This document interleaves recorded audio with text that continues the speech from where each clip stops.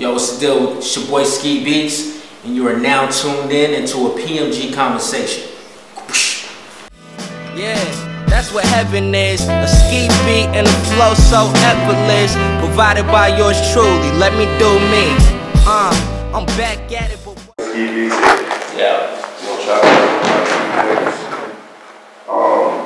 First things first, it was something that I personally always wanted to inquire about. Back in the day when we was doing the whole reason project. It was gathering up just the team and all that. Why you never linked up with them? Why you never signed with Rockefeller back then? It was family. It didn't seem like you had to sign. It was just, you know, it was always together all the time. Did you see where they were? Did you envision it being what it was at that time, or was y'all just working? Did you ever think it would be what it was? Nah. I mean, I knew it was dope. You know what I mean? And I knew that Jay and Dame, they was going out. They was, you know, creating that buzz. And they kind of had the streets, you know, buzzing at the time, but I didn't know it was going to turn into like a dynasty, you know what I mean? Right. Or, you know, Jay doing what he was doing, and Dame did what he did. I would have never foresaw that. But as far as signing with them, it wasn't like that. It was just like, we was always together. It was just team. For those who don't know, Ski did, he did Filling It, he did Dead Presidents. He did another job over that. Filling It, Dead Presidents, Politics, 22 Tools. Yeah. You put a lot of work on that first year without project. You took most of us would say you took a hiatus. Yeah. You know what I mean? What caused that? What made you fall back from the same way you did? You know, after Rockefeller, I started my own label called Rock Block. Yeah, Rockefeller. We had, you know, Sporty Thieves, Pace One, Richie Thumbs from Yonkers out here. They was all signed to the label. I did that for a minute, then, you know, I just kind of got like, you know, just wanted to go home. You know, I'm from North Carolina. I just wanted to go home, see my family, see my friends. I went down south, got married, got a house. And so, you know what I mean? Just did the family got there. But during that time, I put out some records with some artists that was based out of North Carolina. That was pretty cool. And then, you know, recently, 3 years ago, I just decided to come back. I said, you know what, I want to see if I can get back in the game. I want to make some music. I just felt like making music. Most of us know you came back, you know, with Currency, Dame Dash, ODD 172 situation. How did you and Dame link back up after all the years? I just happened to call him, man. You know, and when I called him, it wasn't like, oh no, yo, Dame, what you doing? Yo, I need to, you know, what you got popping? I need something. It was more of a, yo, what's up, man? You know, I'm back up here.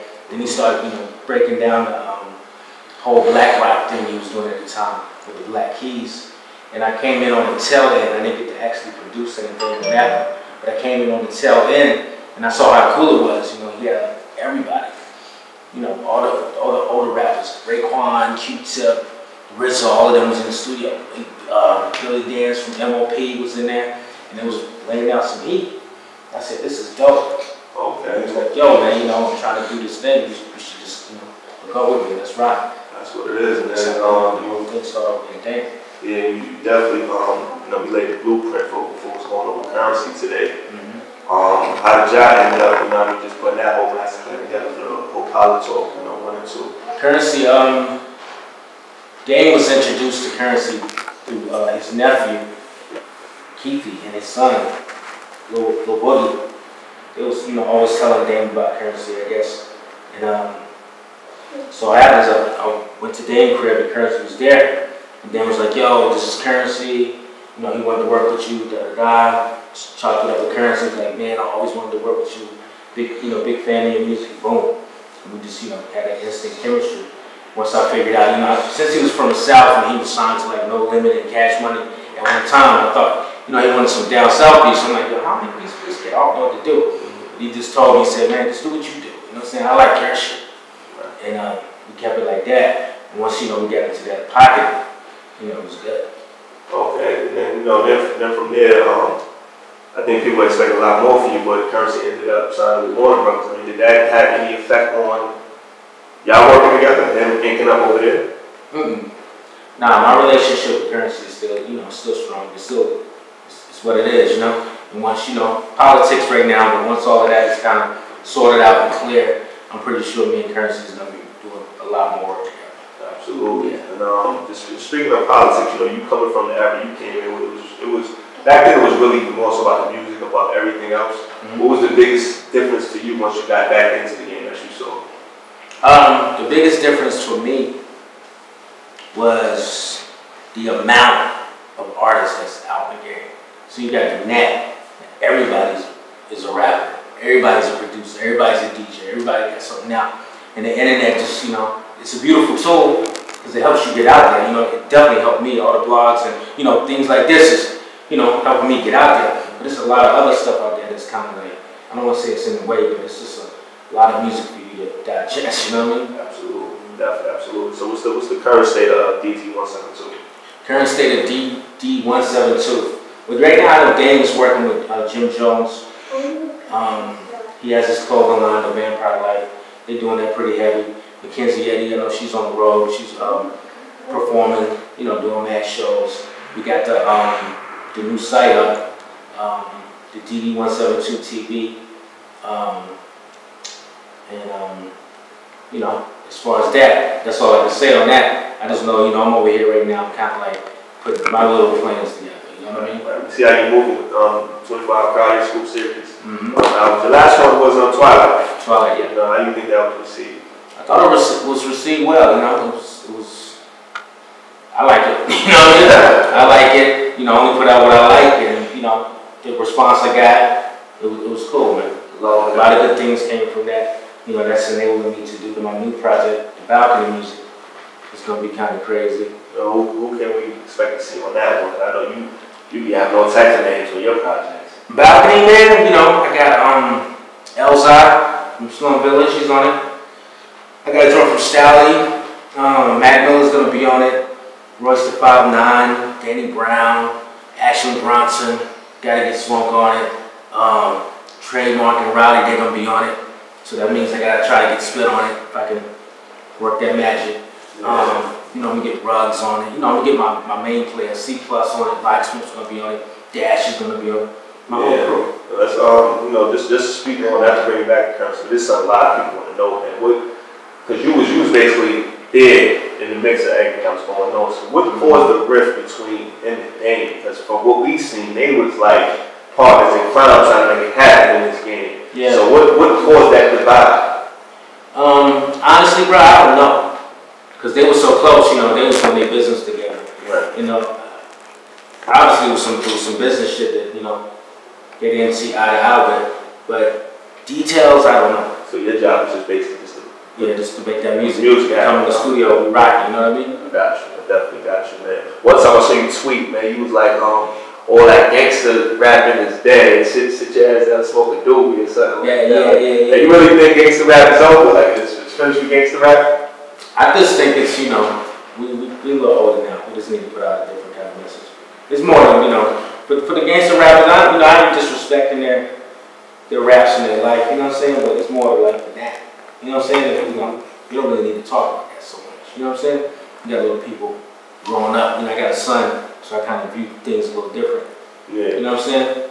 Plus, you know, it's not a positive thing. I got you. And smoking weed is not positive either, but absolutely. You know what I'm saying? You ain't killing nobody, you just smoke weed. I got you. So, you know, in terms of just, you know, you come from such a genuine cloth of what rap music is, man. How do you see the game today? Like, you know, is it something you really see that you want to be a part of in the long run?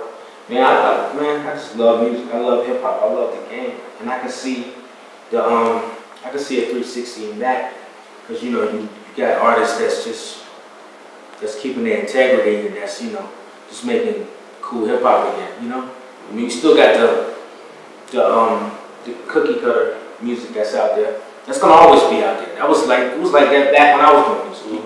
You had a certain sound that was out, but then you had other people that was being more original and more creative and causing a new thing. Yeah, but back then, I mean, everything we saw was hot though. Like, you know, I'm talking in terms of, you know, you saw Nas, you saw the Bull, you saw the Rap, you saw Bad Boy, like, you know. So, and you even went off one time on Twitter talking about, you know, what you were seeing on MTV. Yeah. And what was it that caused that? It was just the same sound, like the same whatever. It's like, it almost feel like the same beat. You know what I'm saying? The same hook, the same, you know. Everybody in the same lane. Everybody's in the same lane. It's like they're on the same fucking train doing the same thing. You know what I mean? It's like cats are just scared to be a little different. But you know, that's, you know, if you're in it for the money, then that's what you're gonna do. I feel like. And then there are some people that create that sound that has love for it. You can tell because they sound so much better than the clone, the cookie cutter sound. There's like guys that can really do it like a Drake or a Wayne or a Jeezy or, you know, a T.I. Right. They're dope. But then you got other people that's kind of emulating their sound a little bit. And I mean, so would you say you really don't need talent to rap nowadays? No, I think rap is coming back. I think talent. Rappers. I think spitters are coming back. Yes, definitely. Spitters are definitely coming back. That's a good thing. Yeah, to hear that coming from you, that's definitely a good thing. That Freddie Gibbs project, you still gonna see that? Yeah, hopefully. I'm ready. I'm waiting for Freddie. Okay. Yeah, he's running around, but when he get unbusy, we rock. Rocking out. All right. And when could we expect about the music? I don't know. I'm in the works. I'm putting it together. I don't have no definite date yet because I got so many, you know, plans for it. You know, I want to make sure it's right. And like I said, this is like my own little personal project that I'm putting out on my thing. Was it independent or is it still gonna be under the umbrella or something? It's my own thing. It's a little, little independent thing that I'm trying to do. You know, I want to have that. So I gotta make it right. But I'm still over here, Blue Rock, doing, you know, stuff there too. Okay. So I can kind of take my time with this balcony music while I knock out what I have to knock out for Blue Rock.